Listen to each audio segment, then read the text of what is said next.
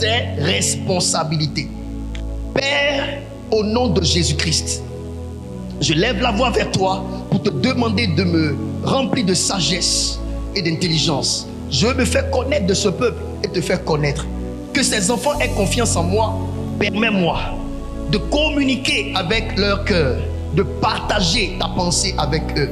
Ils comprennent et qu'ils avancent au nom de Jésus-Christ. Amen. Alléluia. Junior, mets ce ventilo-là sur le peuple. C'est pour eux que nous sommes là. Mets même ce ventilo-là sur le peuple là-bas. Nous, on est des sacrifiés. Maintenant, tourne ce ventilo sur ceux-là. Moi, je suis un sacrifié.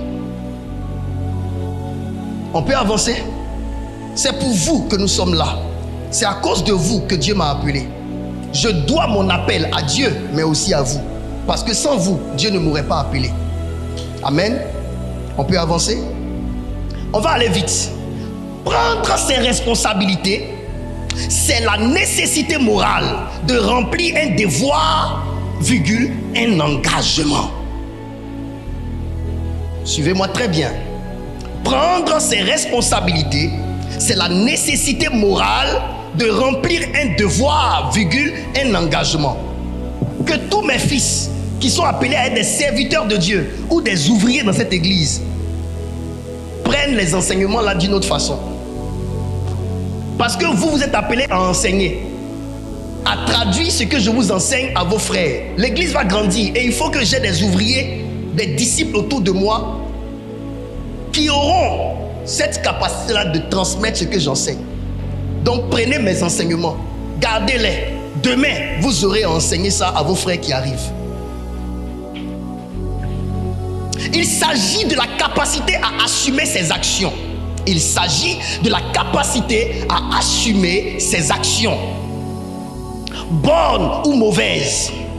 Il s'agit de la capacité à assumer ses actions, bonnes ou mauvaises.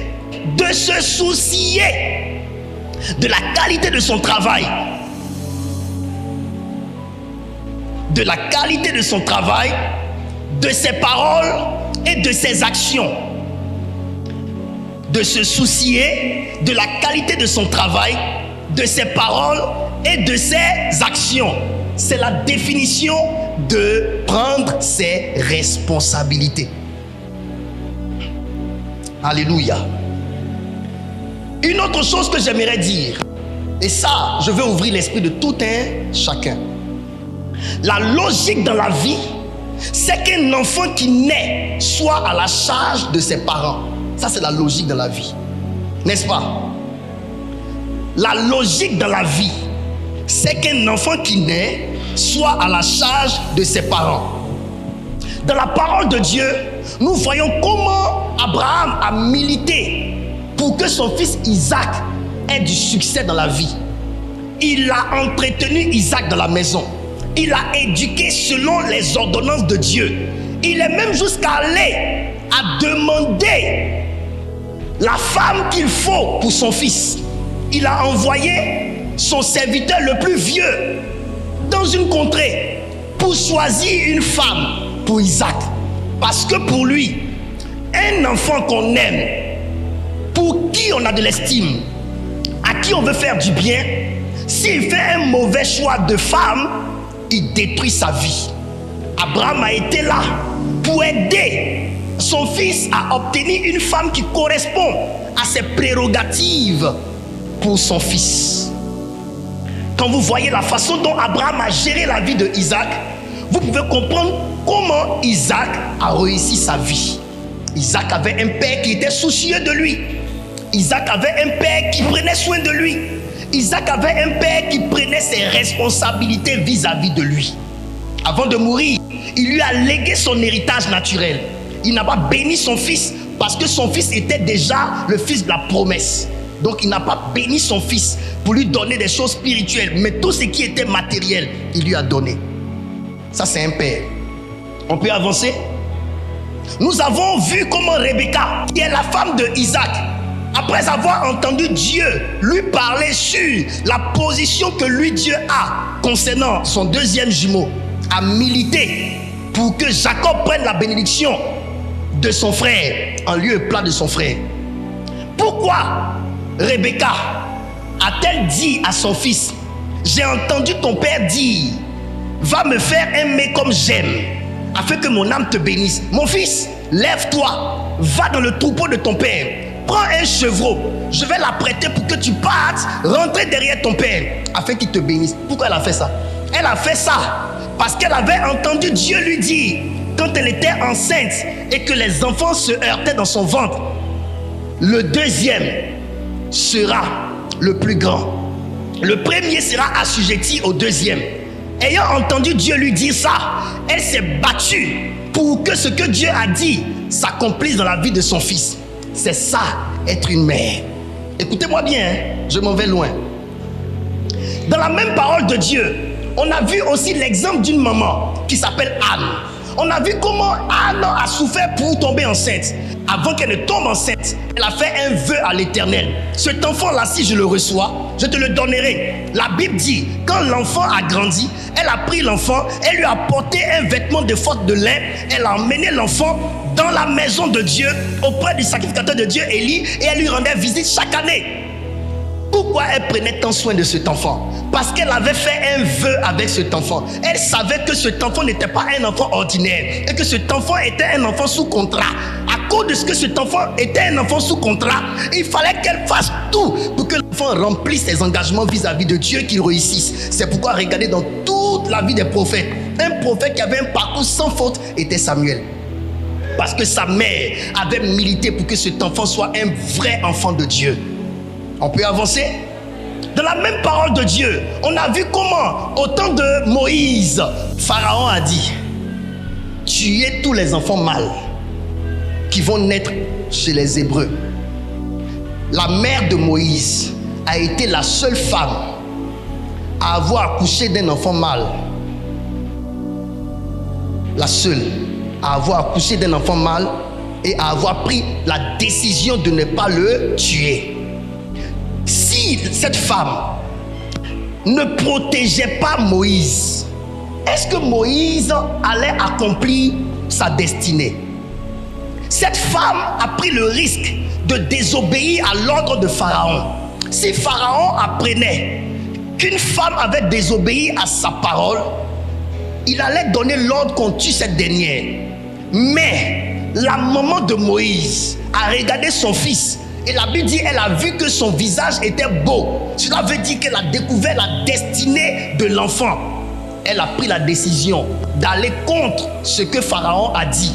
Elle a protégé l'enfant jusqu'à ce qu'elle ne put plus le protéger. Elle a mis l'enfant sur l'eau et Dieu a conduit les pas de l'enfant vers la fille de Pharaon qu'il a hébergée.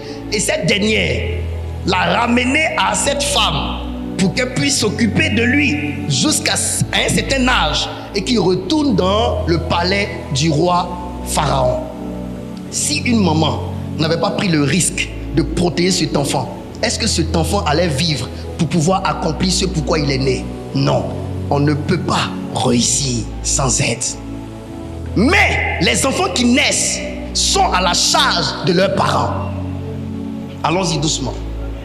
Les enfants qui naissent sont à la charge de leurs parents. Ils ont pour rôle d'instruire ces enfants.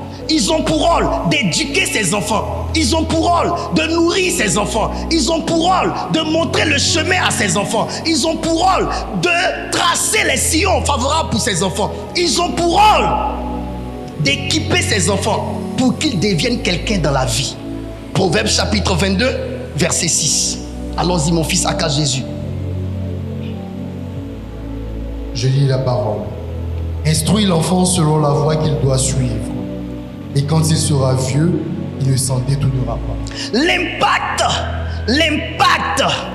qu'a un parent dans la vie de son fils est tel que s'il instruit son fils selon la voie qu'il doit suivre, même dans sa vieillesse, l'enfant ne s'en détournera pas. Cela montre combien de fois l'enfant a été impacté par ses parents. Si mon papa m'instruit selon la voie que je dois suivre et que jusqu'à dans ma vieillesse, je ne me détourne pas de cette voie-là, ça veut dire que mon papa, ma maman, mes parents ont eu de l'impact sur moi. Et je ne sais pas si vous comprenez. L'instruction que donne papa à l'enfant est une instruction d'impact à telle enseigne que même dans la vieillesse de l'enfant continue d'obéir à cette instruction. Vous devez comprendre, l'itinéraire de vie que prend un enfant n'est pas que décidé par l'enfant, c'est également décidé par les parents. Si vous éduquez bien vos enfants étant bien éduqués vont suivre la voie que vous tracez devant eux. Je peux parler? Est-ce que je peux parler? Qu'est-ce que je veux dire? Les parents ont donc la responsabilité de prendre les enfants en charge, de les éduquer, de leur tracer le chemin de réussite dans la vie. Je répète, les parents ont la responsabilité de prendre les enfants en charge, de les éduquer, les instruire, de leur tracer le chemin de réussite dans la vie. Amen. Est-ce que je parle bien? Pour le moment, tu ne comprends pas encore. Tu vas bien comprendre mon message. Dieu prend ses responsabilités. Dieu prend ses responsabilités. On peut avancer. Deuxième grande vérité que je veux énoncer. Il est impossible de réussir sans aide dans ce monde. Que l'aide vienne de tes parents ou pas, tu en as besoin pour devenir quelqu'un sur la terre. Amen. Gardez ça dans votre tête. Il est impossible de réussir dans la vie sans aide. Que l'aide vienne de vos connaissances ou pas, de vos parents ou pas, sans aide, il est impossible de réussir. Pour la réussite de la mission de Dieu concernant la création de l'homme, le Père, le Fils et le Saint-Esprit se sont accordés. C'est pourquoi l'homme est tripartite. Esprit, âme et corps. Parce que les trois entités se sont mises ensemble. C'est pourquoi il a dit faisons. Dieu a conjugué le pluriel. Faisons. Amen. Donc, même Dieu le Père s'est fait aider par le Fils et le Saint-Esprit pour la formation de l'homme. Amen.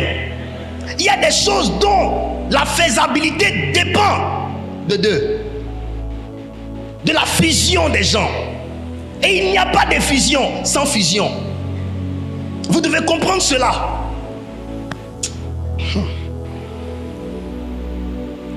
Amen. Dieu lui-même sachant cela, qu'on ne peut rien réaliser sans aide, qu'on ne peut rien réussir vraiment sans aide, a regardé le premier homme qu'il a créé et il a dit, il n'est pas bon que l'homme soit seul. Faisons une aide semblable à l'homme. Quand on parle d'il n'est pas bon que l'homme soit seul, ne confondez pas il n'est pas bon que l'homme soit seul avec il n'est pas bon que l'homme soit célibataire. Dieu n'a pas dit qu'il n'est pas bon que l'homme soit célibataire. Dieu a dit qu'il n'est pas bon que l'homme soit seul. Alors, si le remède à la solitude, c'est une aide semblable, vous devez savoir, écrivez ceci. Si l'aide semblable a été le remède à la solitude de l'homme, sachez que celui qui n'a pas d'aide est seul dans la vie.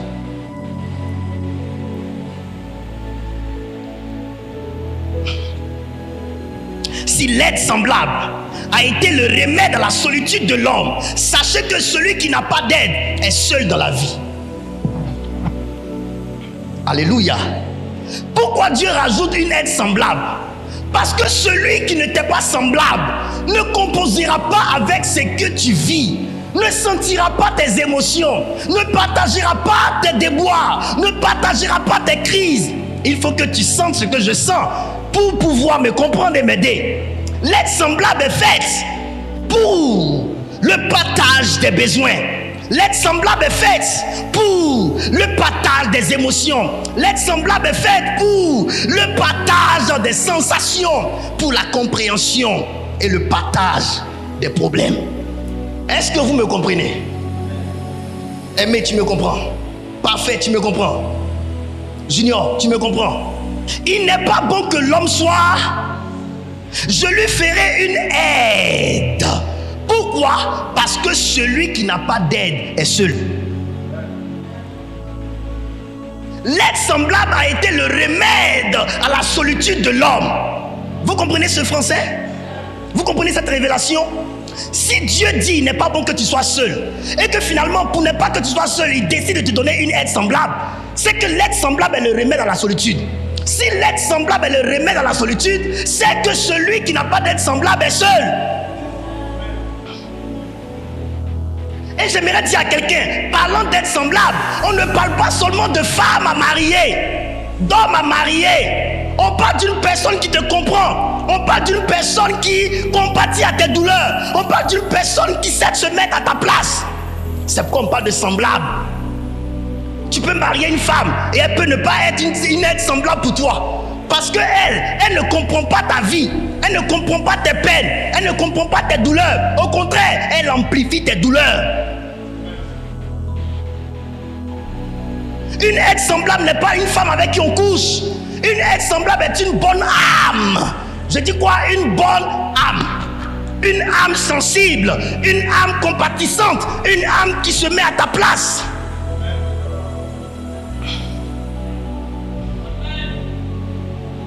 Une aide semblable n'est pas un homme forcément avec qui on sort. Une aide semblable, c'est quelqu'un qui sait te comprendre, qui se met à ta place, qui comprend tes peines, tes douleurs et qui prend ta vie en charge, qui prend ses responsabilités vis-à-vis de toi.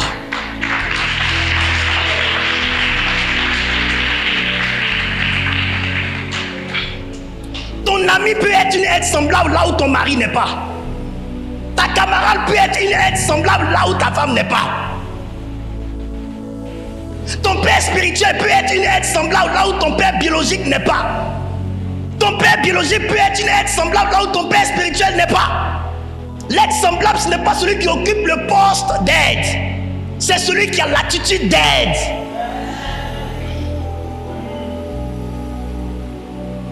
Celui qui, lorsqu'il entend ce que tu vis, se lève pour te porter en prière.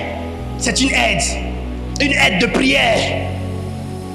Celui qui, lorsque tu es en manque, se démet pour te donner un peu de ce qu'il gagne comme argent, c'est une aide.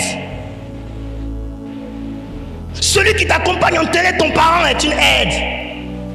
Celui qui pleure avec toi sur ce qui te fait pleurer est une aide. Parce qu'il faut que son âme se sente concernée par ce qui concerne ton âme pour avoir la même réaction que toi.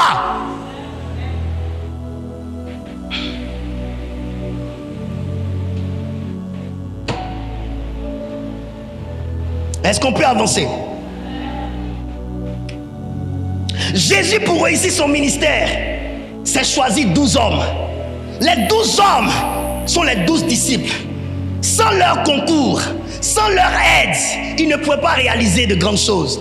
Il avait besoin de l'aide de ses 12 disciples. Tu peux t'appeler Jésus, mais sans l'aide des disciples, tu ne peux pas aller au maximum de ton œuvre.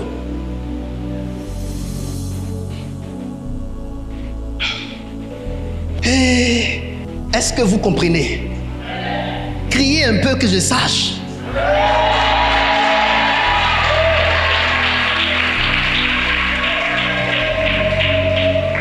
C'est vrai qu'on me dit d'habitude que quand je prêche, là, ça fait réfléchir. Mais pardonnez, réagissez un peu.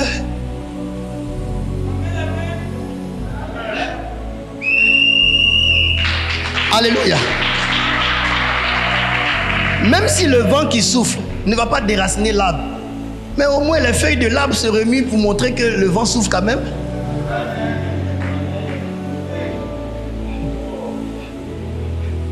Je peux prêcher. Je suis en train de vous dire, nous aurons de grandes églises dans le monde. L'important n'est pas d'avoir de grandes églises, c'est qu'on prenne soin de ceux qui viennent au sein de nos églises. Écoutez bien ce message.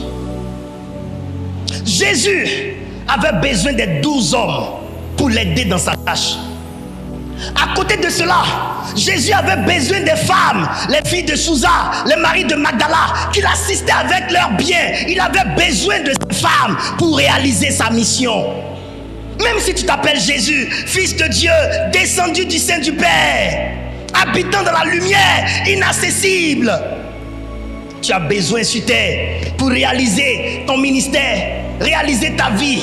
Tu as besoin de l'apport des disciples, de l'apport des personnes qui peuvent mettre leur argent derrière toi, leur nourriture derrière toi, leur voiture derrière toi. Dans cette église, pour cette œuvre, j'ai eu besoin de mes fils et de certaines de mes filles.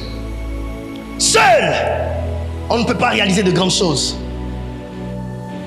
Aujourd'hui, si je prends une voiture et je suis assis dedans, on m'appelle papa derrière et puis on m'ouvre la portière. C'est grâce à mon fils, le président Acré.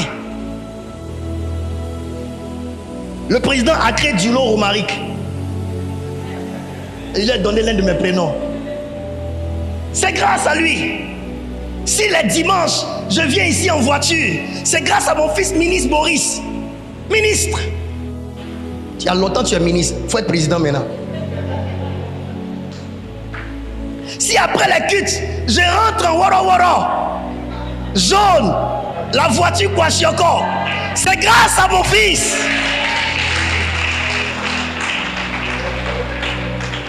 On a besoin d'aide. Si je mange, c'est grâce à ma fifi. Si je porte des habits propres, c'est grâce à elle. Seul, on ne peut pas. Nous avons besoin d'aide dans la vie.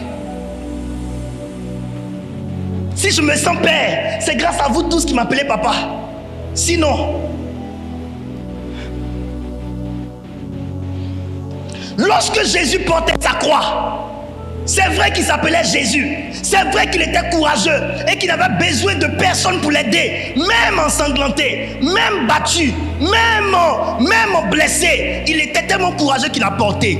Mais souvent, ton courage a besoin de force. Tu peux être courageux, mais si la force te manque, il te faudra un Simon de Cyrène pour prendre un côté de la croix, toi un côté, pour aller jusqu'à Golgotha, être crucifié et ressuscité.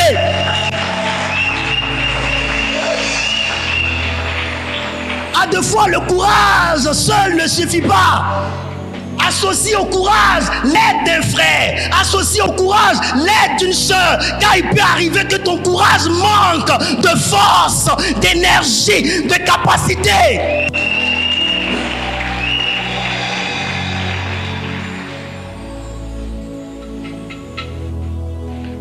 Dans notre vie, Dieu nous donne des aides.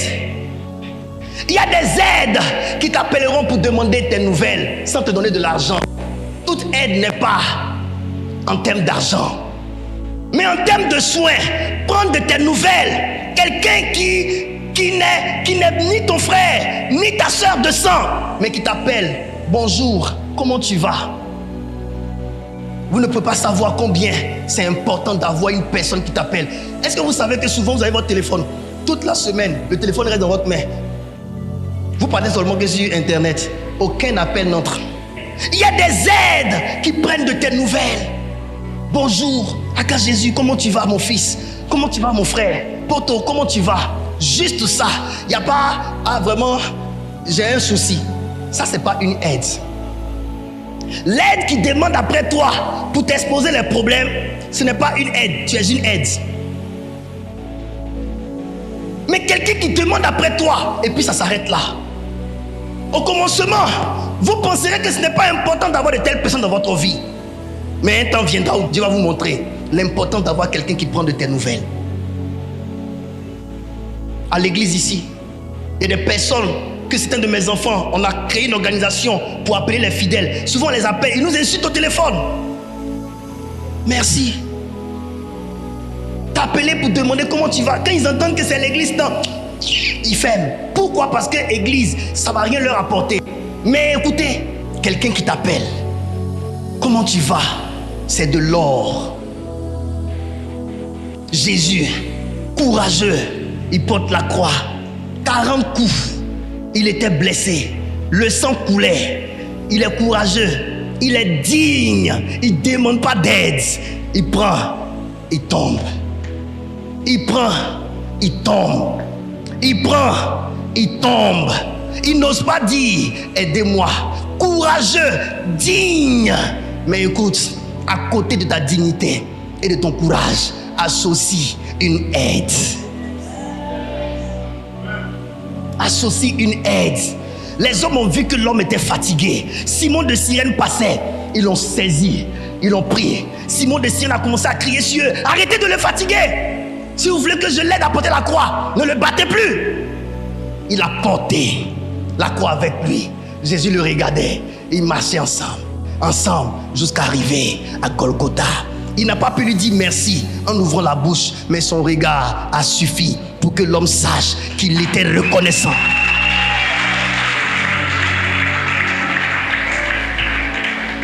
Sans aide, on ne peut pas réaliser certaines choses sur la terre. Même Dieu, en Ésaïe chapitre 6, verset 8, pour une mission terrestre a dit, mais qui enverrai-je? Qui marchera pour nous? Il avait besoin d'aide sur terre. Il avait besoin d'aide sur terre. Il criait devant un Ésaïe qui était libre et disponible. Ésaïe a dit, me voici, envoie-moi. Dieu s'est levé. Il a dit, enfin, on a trouvé un homme qui s'est porté volontaire pour nous accompagner. Même Dieu a besoin d'aide. Pour ses missions sur terre, Dieu a besoin d'aide. Connaissant la responsabilité de l'aide dans la destinée de l'humain, il a dit, tout enfant qui naît naîtra dans une famille pour que papa et maman s'en occupent. Parce que peut faire un enfant? Que peut faire un enfant pour lui-même? Il n'arrive même pas à dire qu'il est malade. Il n'arrive même pas à parler pour qu'on le comprenne. Il lui faut de l'aide. Ecclésiaste chapitre 4, verset 9 à 12. Je lis la parole. Deux valent mieux qu'un. Deux valent mieux qu'un. Parce qu'ils retirent un bon salaire de leur travail. Parce qu'ils retirent un bon salaire de leur travail. Car s'ils tombent, l'un relève son compagnon. Car s'ils tombent, l'un relève. C'est ce qui s'est passé avec Jésus. Quand il est tombé, il était seul, il allait rester là. Mais parce qu'il y avait un deuxième, une aide, on l'a aidé à aller jusqu'au bout. Le chemin qui te mène à ta destinée est un chemin qui te verra tomber plusieurs fois. Mais à chaque fois que tu tomberas, il te faudra une aide, une main aimante, une main de secours, une main de soutien pour te tenir sur tes pieds et continuer. Plusieurs personnes ont arrêté la course, pas parce que c'est là qu'elles devraient s'arrêter, mais parce que l'aide a manqué. Plusieurs personnes sont mortes sur le lit d'hôpital, pas parce qu'elles devaient mourir, mais parce que 10 000 a manqué pour acheter le dernier médicament qui devrait sauver leur vie. Des personnes ont manqué de réussir dans la vie parce que au stade où ces personnes étaient arrivées, il fallait juste un tonton, il fallait juste une tante, il fallait juste un ami, il fallait juste un peu pour les aider à continuer. Deux valent mieux qu'un. Si l'un tombe, l'autre le relèvera. Je ne pouvais pas à moi seul porter la charge de la construction de cette église. Il a fallu mes fils. Il a fallu mes filles. Quand je dis, je ne dois rien à personne, c'est accepter ceux qui m'ont aidé. Je dois tout à mes fils et à mes filles.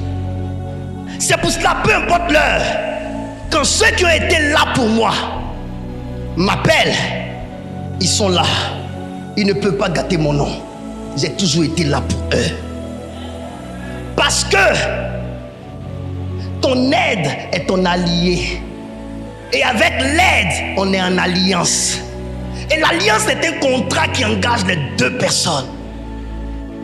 Tu es engagé dans ma vie, je suis également engagé dans la tienne. Si tu ne m'apportes rien, je ne te porte pas.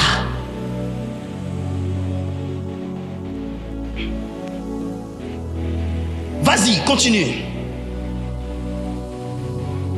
Mais malheur à celui qui est seul et qui tombe, Malheur à celui qui est seul et qui tombe, sans avoir un second pour le relever. sans avoir un second pour le relever. Tu peux marcher seul si tu veux. Tu peux désirer marcher seul si tu veux. Mais quand tu vas tomber étant seul, c'est là que tu connaîtras la valeur d'avoir une aide. Parce que seul est une opportunité lorsque tu n'es pas encore tombé. Mais quand tu tomberas étant seul, il te faudra une aide pour t'aider à te relever. Dieu a dit tout ça parce que Dieu sait que dans ta vie, il faut prévoir la chute. Même avec ta bonne volonté de ne pas tomber, prévoir la chute, ça peut arriver. Toutes les chutes ne sont pas les conséquences des péchés. Quand on parle de chute, les gens pensent que c'est conséquence de péché seulement. Tu peux avoir un travail et le perdre, c'est une chute. Tu peux avoir une position et la perdre, c'est une chute. Tu peux être président de la République et ne plus le devenir demain, c'est une chute. Mais si tu as bien traité les gens autour de toi, tu as bien traité ceux qui prendront la place après toi, quand tu tomberas, ils te soutiendront. Alléluia. Est-ce que je peux avancer? Sans aide, nous sommes déséquilibrés dans la vie. Imaginez que Dieu ait créé l'homme avec une seule jambe. Imaginez qu'on vous coupe un pied. Vous serez déséquilibré. Pourquoi Dieu a créé 2 mains, 2 pieds? Pourquoi Dieu a créé certains membres de nos corps? 2, c'est pour l'équilibre. Une seule jambe déséquilibrera l'homme.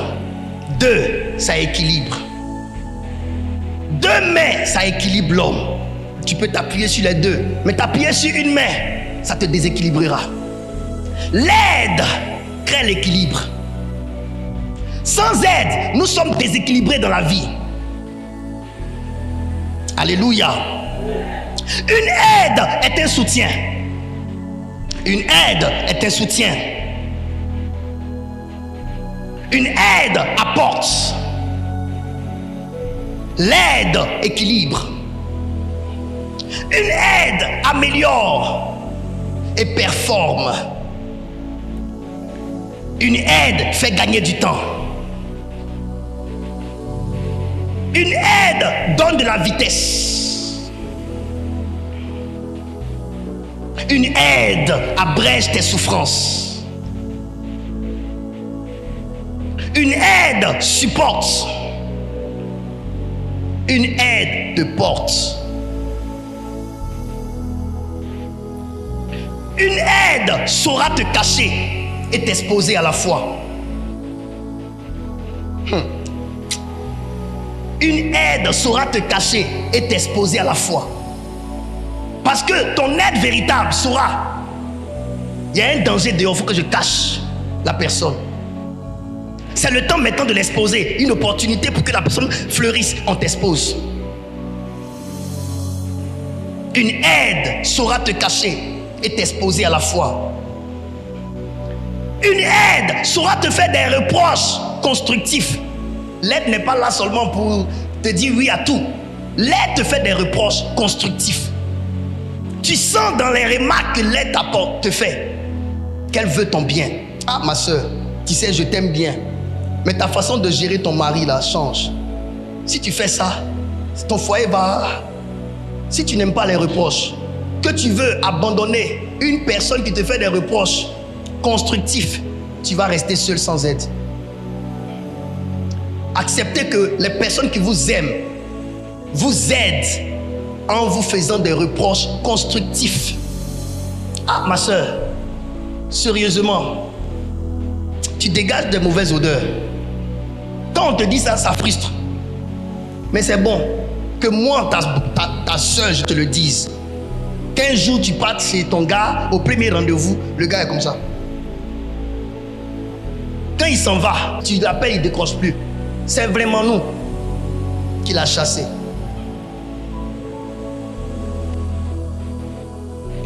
Alléluia. C'est mieux que je te prenne de côté pour te dire, brosse-toi bien. Sinon même la viande va te fuir dans la sauce.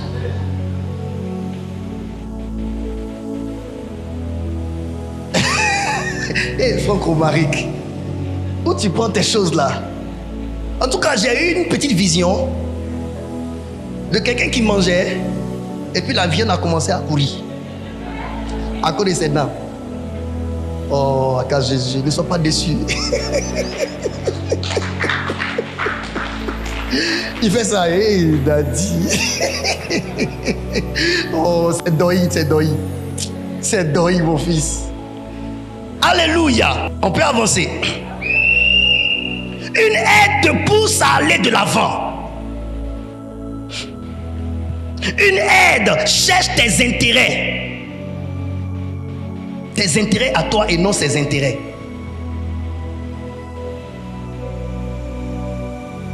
Une aide te décharge.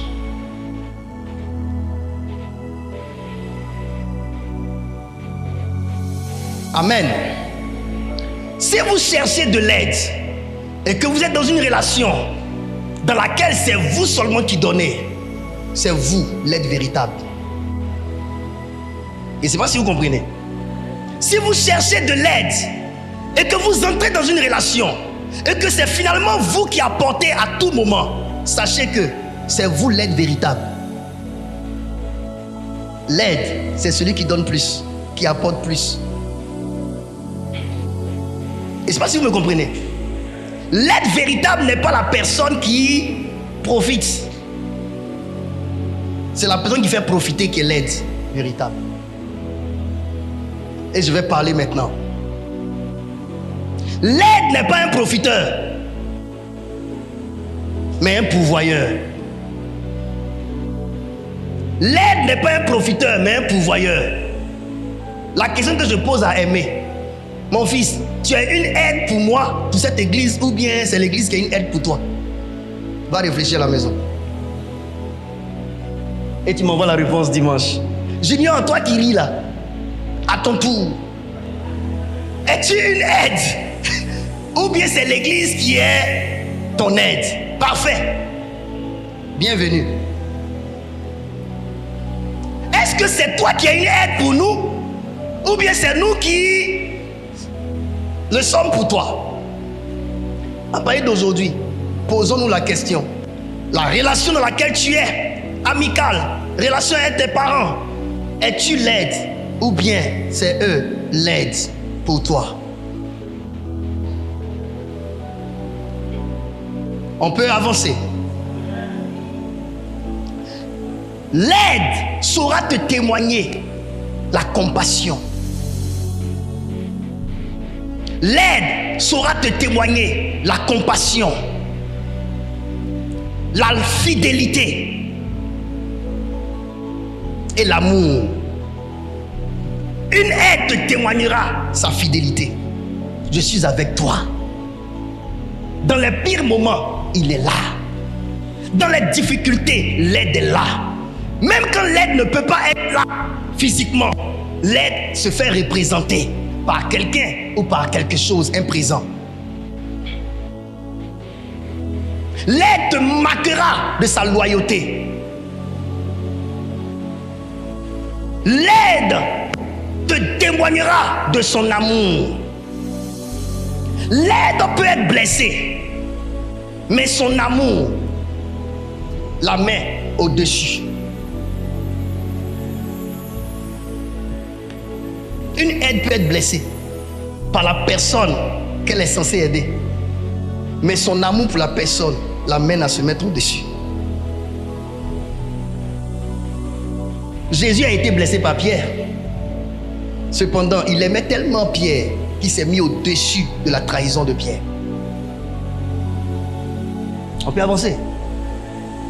Malheureusement, il y a plus de profiteurs que d'aides aujourd'hui.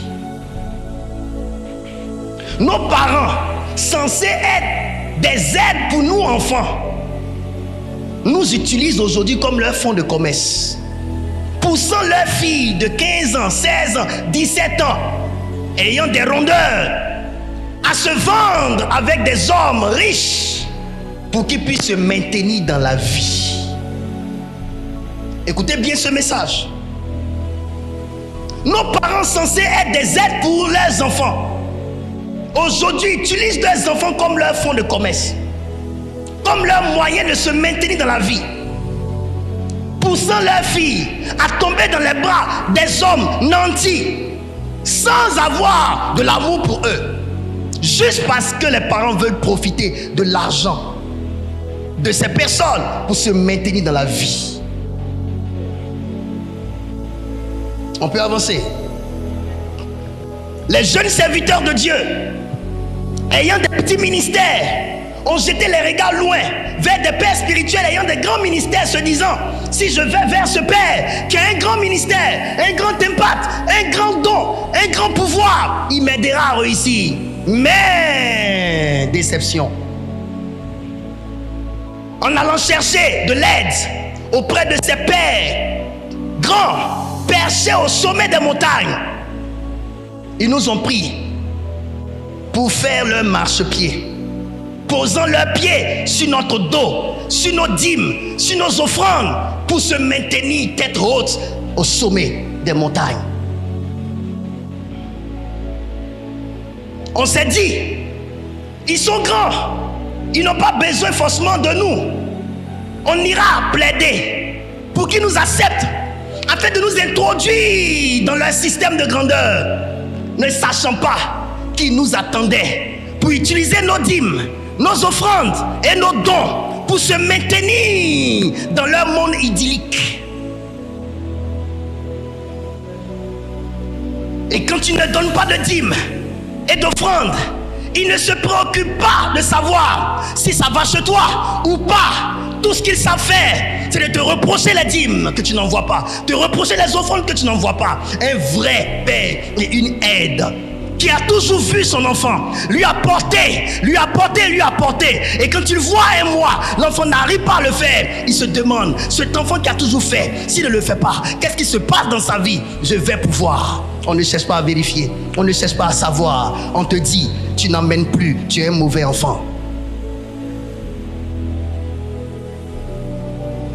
Les déceptions que nous connaissons sur la terre ont grandi. Pourquoi? Parce que les personnes qu'on a voulu approcher pour nous aider se sont retrouvées être nos pires ennemis, nos destructeurs.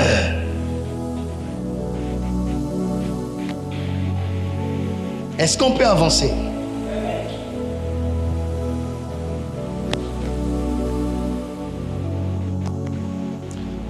Notre déception a grandi parce que ceux de qui nous espérions de l'aide se sont avérés être nos destructeurs, nos persécuteurs et nos ennemis.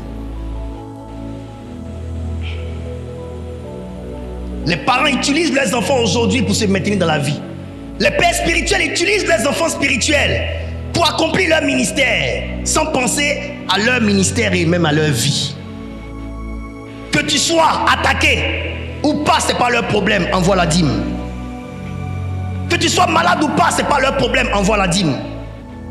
Que ton église aille bien ou pas, c'est pas leur problème, envoie la dîme. Que ton église se porte bien ou pas, c'est pas leur problème, envoie juste la dîme. La relation qui existe entre les petits enfants spirituels et les pères est une relation de dîme et d'offrande. À part dîme et offrande, il n'y a plus rien à faire dans la vie de l'enfant. Comment il va spirituellement? Comment son église va? C'est pas notre problème. Ah papa, il y a telle situation dans mon église. Ok, demain je t'appelle. Fio, on n'appelle pas. Tu gères ça seul. Des mois après, tu n'en parles plus. Et un jour on vient, on te dit, où sont mes dîmes? Où sont mes offrandes? Où sont mes dîmes? Écoutez-moi très bien. Une aide veille sur ton état. Une aide veille sur ton état. Un arbre qui est en mauvais état fait des codes phares pour qu'on le soigne avant de produire des fruits de qualité. Les églises de vos enfants spirituels sont en souffrance, aidez-les. N'exigez pas toujours les dîmes et les offrandes, car parfois ils n'en ont pas. L'un de mes frères au Cameroun est arrivé au point où son offrande de dimanche était 1500. Quelle dîme peut-il te donner, papa? Quelle Quelle dîme cet homme-là peut te donner, papa? Quelle dîme un homme qui a vu son église être détruite, qui aujourd'hui fait des cultes, ne reçoit qu'après les cultes 1500 comme offrande? Quelle dîme cet enfant peut te donner, papa? N'exige pas de dîme. Demande son état. Demande comment il va.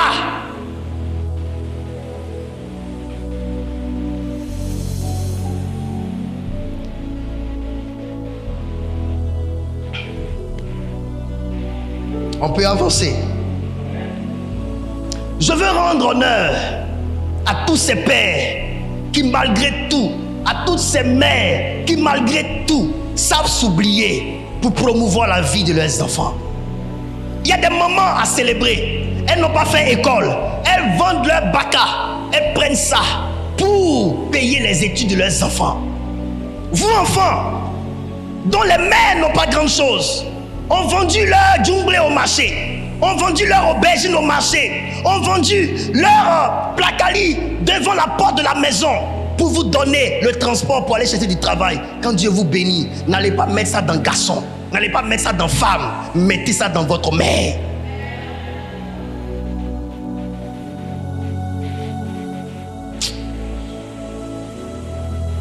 Est-ce que je parle bien?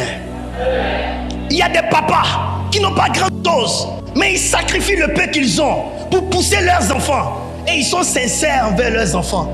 Ah, Francky, vraiment tu es arrivé à ce stade d'école, je n'ai plus les moyens pour te pousser. Pardon, il faut trouver des amis pour qu'ils puissent, même si tu dois passer un concours, je ne peux plus. La sincérité de papa marque l'enfant. Ça montre à l'enfant, papa aurait voulu faire mieux, mais mais aujourd'hui, on n'a pas ce genre de père. Nos pères ne nous parlent plus. Nos parents ne nous parlent plus. Tout ce qu'on te demande, donne. Tout ce qu'on te demande, donne. Tout ce qu'on te demande, donne. Tout ce qu'on te demande, donne. Abraham ne peut pas exiger d'Isaac l'eau du puits, parce qu'après avoir creusé le puits, les Amalécites sont allés mettre la terre dans le puits pour combler le puits. Papa, là où je puisais pour t'envoyer, ça a été détruit. Papa, là où je prenais pour t'envoyer les dîmes, ça a été fermé. Papa, là où je puisais pour te donner, ça a été bloqué. Et là, pour que tu saches la vérité, il faut que tu me montres que tu m'aimes, pour te soucier de moi. Un fils ne se confie pas quand il sait que ce qui intéresse son père, c'est son argent et non sa personne. Je ne peux pas m'ouvrir à toi pour te parler de mes problèmes, parce que tu n'as rien à cirer de mes problèmes. Tu veux que je sois une solution, c'est tout.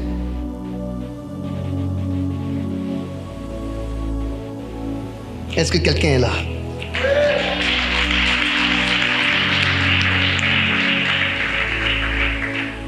La solitude constatée dans la vie de l'humain est la conséquence logique du manque d'aide véritable.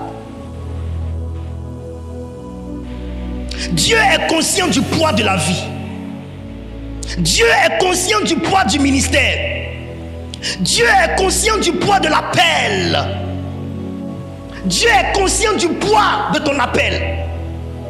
Dieu est conscient du poids de la naissance. Un enfant qui naît n'est plus dans le ventre de sa mère. Ses réalités diffèrent. Il y a une réalité dans le ventre, il y a une réalité en dehors du ventre. On n'est plus accroché par un cordon. Quand on sort du ventre de sa mère, on coupe. Tu vas devoir faire face au vent. Tu vas faire face à la chaleur, à la température de dehors. Dans le ventre, c'est différent. Les réalités diffèrent. Les mondes diffèrent. Est-ce que vous êtes avec moi? Dieu est tellement conscient de la souffrance qu'il y a sur la terre. Dieu a conscience tellement du poids de ton ministère. Tu es appelé à être prophète. Dieu est tellement conscient du poids de cet appel de prophète. Tu es appelé à être apôtre. Dieu est tellement conscient du poids du ministère apostolique. Tu es appelé à être évangéliste. Dieu est tellement conscient du poids du ministère d'évangéliste, de pasteur, de docteur. Dieu est conscient du poids de la femme mariée. Une femme mariée est privée de liberté. Dieu est conscient du poids de la vie d'une femme mariée. Il est conscient. Dieu est conscient du poids du fait d'être papa, ayant des enfants à gérer. Ton salaire sera divisé en 3, en 4. Tu ne peux plus jouir de ton argent seul. Dieu est conscient de ce poids-là. Il y a trop de pression dans cette vie. Il y a trop de pression dans cette vie d'homme d'affaires. Il y a trop de pression dans cette vie d'homme étudiant. Il y a trop de pression dans cette vie d'homme musicien. Il y a trop de pression dans cette vie d'hommes ayant de l'argent. Même ceux qui ont de l'argent ont leur pression propre à eux. Parce que beaucoup de personnes les sollicitent. Tu ne penses pas à toi seul. Les gens te traiteront de méchant. Parce qu'ils penseront que parce que tu roules une voiture, tu en as toujours dans la caisse du véhicule à partager aux gens. On te dira que tu es méchant. Ceux qui en ont aussi leurs pressions, ont aussi leurs problèmes, ont aussi leurs soucis. On a tous besoin d'aide. Et Dieu est tellement conscient du poids de notre appel qu'il a dit: je donnerai un compagnon de service à mes enfants et à mes héritiers, de tous ceux qui gardent la parole de Dieu. Apocalypse, il dit: je te donne un compagnon. Apocalypse 22, verset 9. Je lis la parole du Seigneur. Mais il me dit: garde-toi de le faire. Je suis ton compagnon de service et celui de tes frères les prophètes. Et celui de tes frères les prophètes. Et de ceux qui gardent les paroles de ce livre. Et de ceux qui gardent les paroles de ce livre. Non seulement les prophètes, mais aussi de vous tous les chrétiens. Vous qui gardez les paroles de ce livre. Dieu est tellement conscient du poids d'être chrétien. Dieu est tellement conscient du poids d'avoir la parole de Dieu en main. Parce que le monde ne voudra pas que tu marches selon la Bible. Les démons ne voudront pas que tu marches selon la Bible. Dieu dit: c'est pas facile de tenir ma parole dans ce monde. Mes enfants seront attaqués, persécutés, acculés. Il faut que je leur donne un compagnon de service. Un être spirituel à leur côté, qui agira à leur côté, sans qu'ils ne le voient, mais qui interviendra en sourdine, dans le secret à leur côté, pour leur apporter de l'aide. Dieu te donne une assistance. Parce qu'il sait que la vie n'est pas facile. Et être chrétien n'est pas facile. Tenir la parole de Dieu n'est pas facile. Lire la Bible n'est pas facile. Il te met à ta disposition un compagnon de service, quelqu'un pour t'aider. Beaucoup d'hommes de Dieu, se sentant seuls dans leur ministère, sont allés se réfugier auprès des pères. Mais ça a été leur pire décision. Ils sont allés chercher de l'aide. Ils les ont transformés en aide.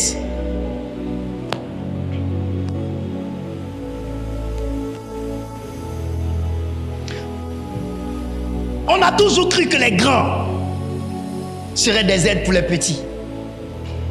Mais il y a des faux grands. Les faux grands sont des personnes qui montrent la grandeur pour attirer les petits, afin de prendre le peu des mains des petits, en leur promettant de grandes choses qu'ils ne réaliseront jamais pour se maintenir dans leur hauteur.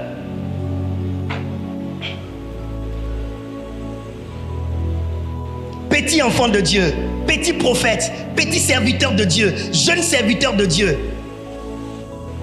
garde le peu que tu as, économise doucement sur de nombreuses années. Si tu peux acheter un terrain, achète. Crois en Dieu, il t'aidera à bâtir. Fais ton ministère, laisse les pères.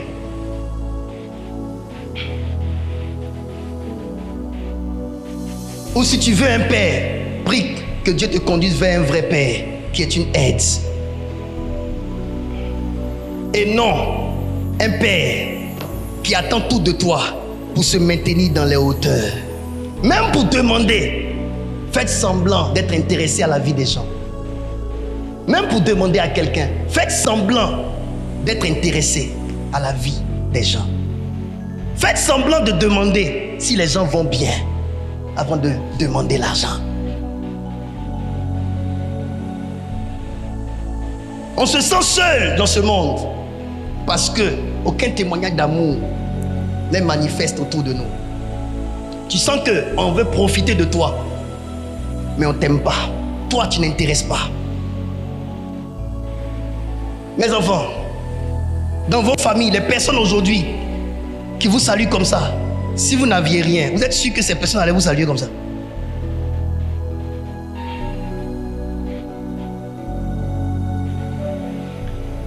Écoutez ceci. Psaume 27, verset 10. Car mon père et ma mère m'abandonnent. Car mon père et ma mère m'abandonnent. Mais l'Éternel me recueillera. Mais l'Éternel me recueillera. Pourquoi il dit car mon père et ma mère m'abandonnent? Parce que c'est papa et maman qui sont censés me tenir dans la vie. C'est papa et maman qui sont censés me tenir dans la vie. C'est mon père spirituel, ma mère spirituelle aussi qui sont censés me tenir dans la vie. Ceux qui sont censés me tenir m'abandonnent. Et il dit, l'Éternel me recueillera. Pourquoi c'est l'Éternel qui me recueille? Parce que la vérité, ce Dieu-là a dit à l'homme qu'on appelle Jérémie, c'est moi qui t'ai formé dans le ventre de ta mère. Dieu est le propriétaire de mon souffle. Dieu est le propriétaire de ma vie. Et si mon père m'abandonne, si ma mère m'abandonne, lui me recueillera. Je ne suis pas seul dans la vie. J'ai Dieu.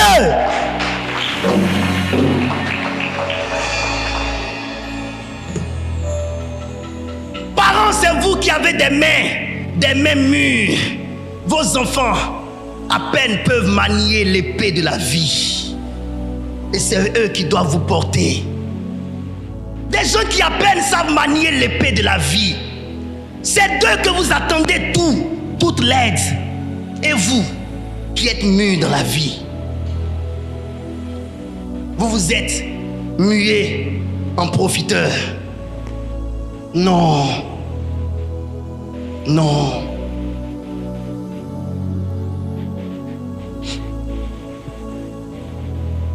Quand je parle d'aide, je parle de vraie aide.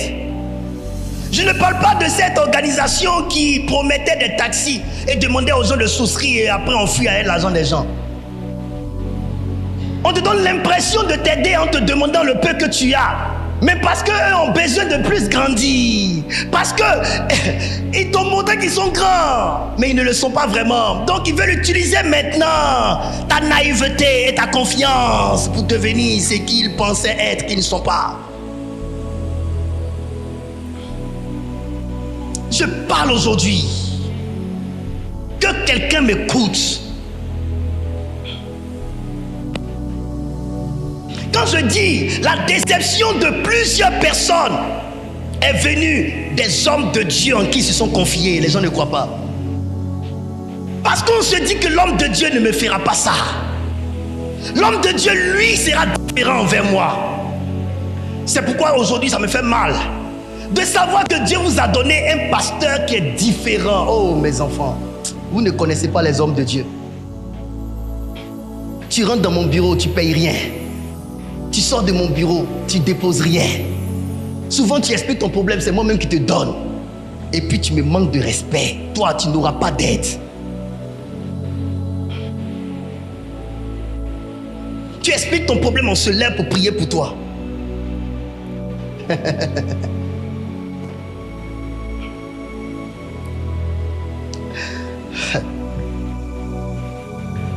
Nous avons attendu l'aide des mauvaises personnes.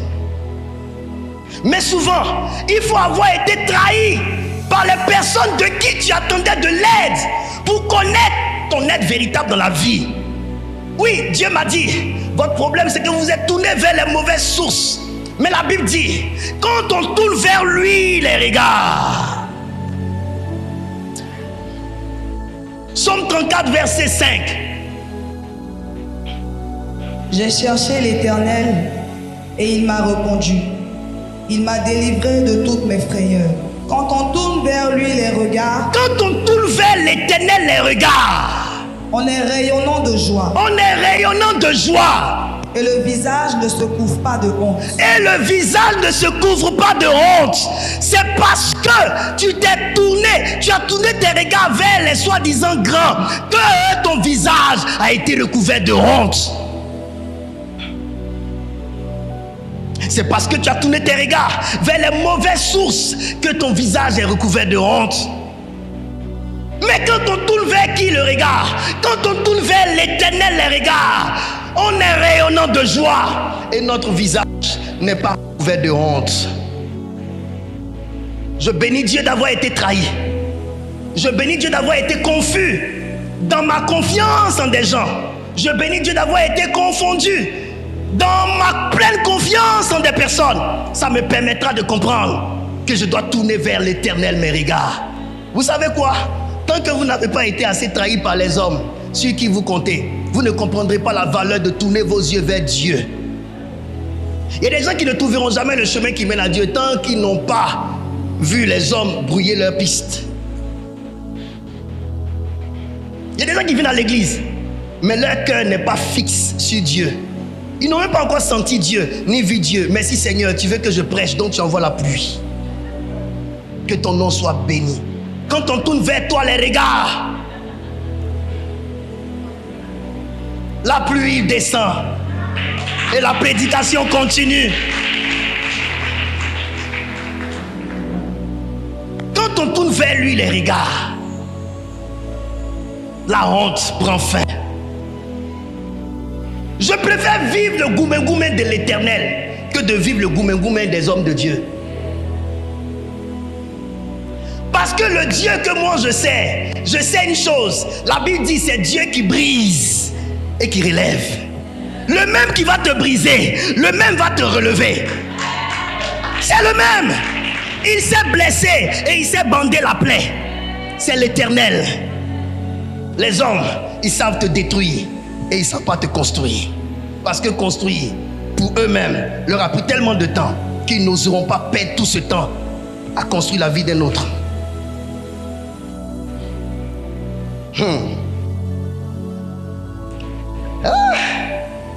Qu'est-ce que j'ai dit comme thème?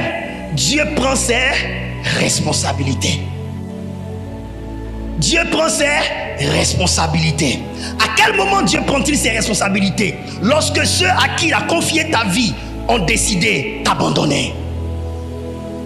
C'est pourquoi il dit, mon père et ma mère m'abandonnent, l'Éternel me recueillera. L'Éternel t'a confié à ton père et à ta mère. Eux, ils t'ont abandonné. Il dit, comme ils t'ont abandonné, je prends mes responsabilités, je te recueille. Allez-y dire à tous ceux qui vous ont abandonné que vous n'êtes pas abandonnés. Vous êtes abandonnés de leurs mains, mais les mains de l'Éternel vous ont recueillis. Dieu m'a parlé aujourd'hui. Jérémie 17, verset 5. Erreur à ne pas commettre. Ainsi parle l'Éternel. Maudit soit l'homme qui se confie dans l'homme. Maudit soit l'homme qui se confie dans l'homme. Qui prend la chair pour son appui. Qui prend la chair pour son appui. Et qui détourne son cœur de l'Éternel. Et qui détourne son cœur de l'Éternel. Camarades, on ne prend pas appui sur la chair. On ne se confie pas dans l'homme en oubliant l'Éternel. Si tu te confies dans l'homme et que tu oublies l'Éternel, quand l'homme t'abandonnera, tu auras qui? Ayez confiance en l'homme, parce qu'on ne peut pas marcher sans avoir confiance en quelqu'un. Mais ne détournez pas vos cœurs de Dieu, parce que l'homme à qui vous faites confiance peut vous oublier. Dieu prend ses responsabilités dans cette saison. Ésaïe 49, verset 15. Ce sont des prophéties et des paroles de réconfort de l'Éternel pour son Église. Une femme oublie-t-elle l'enfant qu'elle allaite? Une femme oublie-t-elle l'enfant qu'elle allaite? N'a-t-elle pas pitié du fruit de ses entrailles? N'a-t-elle pas pitié du fruit de ses entrailles? Quand elle oublierait, moi, je ne t'oublierai pas. Quand cette femme qui est la maman de l'enfant oublierait son enfant, l'Éternel dit, je prendrai mes responsabilités, je ne t'oublierai pas. Pourquoi? Parce que ta mère n'est pas plus ta mère que Dieu qui t'a créé. La mère est censée te garder, te protéger, t'assurer l'avenir. Mais si elle t'abandonne, lui, Dieu prendra ses responsabilités. J'aimerais dire à quelqu'un ici, vous n'êtes pas seul parce qu'on vous a laissé seul.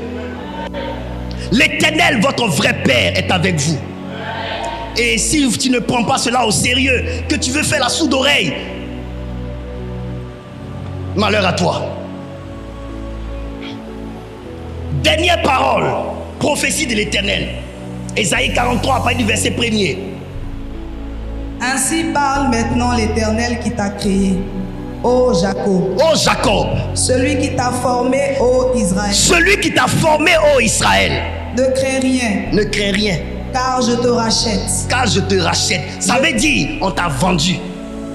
On t'a vendu. Et Dieu qui dit t'avoir formé, t'avoir créé, il faut que ça soit clair dans ta tête. Lorsque l'homme en qui tu as confié ta vie t'a vendu, lorsque tes propres parents t'ont vendu, lorsque ceux qui tu as compté t'ont vendu, sache qu'un seul peut te racheter. Le seul qui peut te racheter, c'est celui qui t'a créé, qui connaît ta vraie valeur. Ceux qui t'ont vendu, si c'était eux qui t'avaient créé, ils auraient su que tu n'as pas de prix. On ne t'aurait pas vendu. On t'a vendu parce qu'on ne connaît pas ta valeur réelle. On ne peut pas vendre un être humain. Mais Dieu qui connaît ta valeur dit qu'il te rachète. Ce matin, je déclare que l'Éternel rachète ta vie. Que Dieu rachète tes avoirs. Que Dieu rachète ta personne. Continue et on finit. Car je te rachète. Je t'appelle par ton nom, tu es à moi. Je t'appelle par ton nom, tu es à moi. Je déclare que tu es à l'Éternel. Tu n'es pas à ton papa. Tu n'es pas à ta maman. Tu n'es pas à un être humain. Tu es à l'Éternel. Et aucun homme ne t'ôtera la vie, sauf si l'Éternel a donné lui-même sa permission. Personne ne te prendra ce qui t'appartient. L'Éternel t'a préservé aujourd'hui parce qu'il t'appelle par ton nom. Nous appartenons à l'Éternel. Voyez votre vie entre les mains de l'Éternel. C'est parce que tu as pris cette vie-là, tu as enlevé des mains de Dieu pour donner à un homme que l'homme t'a montré couleur comme ça. Reprends ta vie, remets entre les mains de l'Éternel. Souvent, on est allé souffrir au pied des hommes là-bas qui se disent être importants dans la vie. L'importance qu'un homme a n'est pas toujours fonction de son importance. L'importance qu'un homme a est aussi fonction de l'importance qu'on lui donne. Il dit, même la personne la plus importante, si tu décides qu'elle n'est plus importante dans ta vie, c'est fini. Elle ne le sera plus. Parce que je t'ai aimé, tu te permets de m'insulter, de me maltraiter. Quand on se sépare là, c'est fini, tu ne peux plus rien me dire. On se voit dehors maintenant, tu ne peux plus m'insulter comme tu m'insultais. Oh. C'est pas été dans ta maison. Oh. C'est pas été dans ta maison. Je dormais en bas de toi, tu montais sur moi, tu faisais ce que tu voulais. Maintenant là, j'ai enlevé mes choses qui étaient données et puis tu montais. J'ai enlevé, c'est pour moi. J'ai dit, il ne prend plus pour te donner. Tu ne peux plus parler sur moi. C'est fini. C'est parce que tu lui as donné qu'il peut dire que c'est comme si c'est comme ça. Prends ta chose, retourne chez toi. Il va dire quoi encore? Je parle à mes filles? Je parle à mes filles? Est-ce que je parle à mes filles? Celui qui va avec toi doit te respecter. Celui qui va avec toi ne te respecte pas, prive-le de ta chose. C'est nous qui donnons opportunité aux gens de nous maltraiter. J'ai dit je ne veux plus.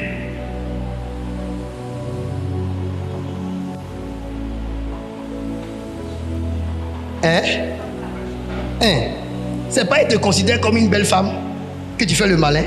Il dit tu es vilaine maintenant. Le jour où tu décides qu'elle est vilaine, c'est fini, elle est vilaine à tes yeux. Même si elle va porter quoi devant toi, tu diras quand tu dis tu es vilaine. Juste quand tu te convaincs, même si toi-même dans ton cœur tu dis c'est pas vrai, c'est pas vrai, c'est pas vrai, elle est belle. Mais il faut répéter, c'est dans la tête, psychologiquement, tu es vilaine. Nous appartenons à l'Éternel. Ce matin, j'enlève ma vie des mains de l'homme. Je retire mon étoile des mains de l'homme. Je donne ça à l'Éternel. Aucun homme ne décidera de mon avenir. Aucun homme ne décidera de mon devenir. Aucun homme ne décidera de mon futur. Moi, mon Dieu seul décidera de mon futur. Ils n'étaient pas là. L'Éternel m'a permis d'atteindre ce niveau. Sans eux, j'atteindrai l'autre niveau.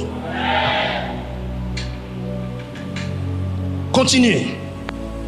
Si tu traverses les eaux, je serai avec toi. Moi Dieu, moi ton Dieu, je serai avec toi. Ça veut dire dans les moments les plus difficiles, quand Quand on ne veut plus de toi et puis on te maudit, et puis on veut une vie difficile pour toi, Dieu lui-même vient. Il dit, mon fils, si tu traverses les eaux, c'est là-bas qu'ils t'ont emmené. Si tu traverses ça, je serai avec toi. Si tu traverses les eaux, moi je serai avec toi. Je serai... Qui était avec David? Mais David a dit, quand je marche dans la vallée de l'ombre de la mort, je ne crains aucun mal, car tu es avec moi. Mais il avait derrière lui toute une armée. L'armée d'Israël, le roi d'Israël à sa trousse. Cependant, David n'est pas mort. Mon enfant, ils sont combien ceux qui te poursuivent? Ils sont combien? Compte-les. Même l'armée d'Israël n'a pas suffi pour effrayer David. L'Éternel à lui seul a assuré la vie à David. Et ce que le roi Saül voulait empêcher à David d'expérimenter, c'était la royauté. David l'a expérimenté. Regarde, tu vas réussir.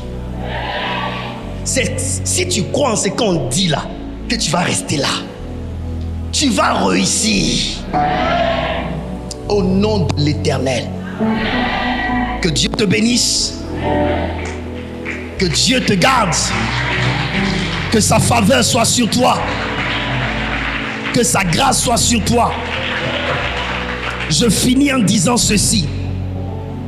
Dieu sait que sans aide, vous ne pouvez pas réussir dans la vie. Et il a confié vos vies à une catégorie de personnes sur terre. Ces personnes, au lieu de prendre leurs responsabilités vis-à-vis de vous, vous ont laissé seuls. Dieu dit, c'est pas parce que tes parents censés t'aider t'ont laissé seul que je vais te laisser seul. Est-ce que vous savez que ceux qui sont censés t'aider, quand ils ne t'aident pas, ils sont capables d'aller voir les gens censés t'aider pour qu'ils ne t'aident pas. Ils vont parler mal de toi. Lui là, ne l'aide pas. Ça se passe dans le milieu des hommes de Dieu. C'est-à-dire que tu as été son fils ici, ils t'ont maltraité, tu es allé ailleurs. Ils connaissent l'homme de Dieu chez qui tu t'en vas. Ils vont aller lui dire, lui là, il est comme ça, il ne faut pas l'accepter. Il ne faut pas aller quelque part. Ne regarde pas devant toi, regarde en haut. L'Éternel là, il n'y a pas embouteillage. Dieu seul suffit. Vous ne croyez pas? Vous ne croyez pas que Dieu seul là suffit pour vous? La Bible dit, si l'Éternel est avec nous, qui sera contre? Qui là, c'est le nom de qui? Quand on dit qui sera contre nous, dans qui là, il y a président, dans qui là, il y a ambassadeur, dans qui là, il y a député, dans qui là, il y a ministre, dans qui là? Tu vas réussir. Moi, je vais te tirer et on va réussir. Que Dieu te bénisse.